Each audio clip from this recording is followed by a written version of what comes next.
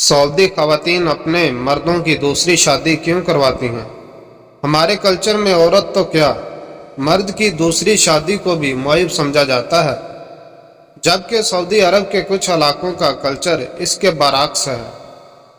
جب ایک خاتون نے اپنے خاوند کو دوسری شادی کی ترغیب دی، یہ خاتون اپنے خاوند کی نئی دلہن کی تلاش میں خود نکلی اور بالآخر اس کے لیے ایک نوعمر دلہن کا انتظام کر ہی لیا۔ ابتدا میں تو لوگوں نے اس خاتون کو پاگل قرار دیا، لیکن اس نے یہ دعویٰ کر کے سب کو حیران کر دیا کہ اس پر اسیب کا سایہ تھا۔ جب اس نے اپنے خاوند کی دوسری شادی کروائی تو اسیب جاتا رہا۔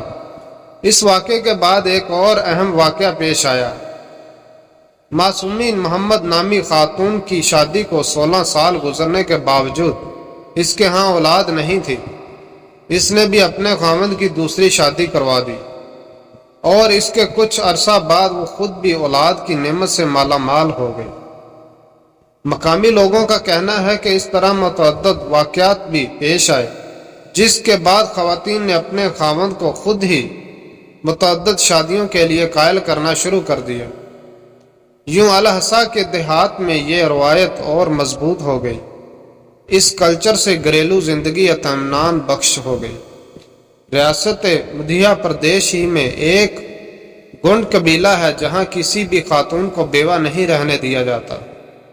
اخبار ٹائمز آف انڈیا کے مطابق اس قبیلے کی روایت کے تحت مرنے والے شخص کی بیوی کی شادی اس کے خاندان میں دستیاب کسی بھی مرد سے کرا دی جاتی ہے۔ اگر مرنے والے کا بھی یا کزن وغیرہ دستیاب ہو تو اس سے شادی ہو جاتی ہے، ورنہ خاندان کے کسی بھی بچے سے شادی کرا دی جاتی ہے۔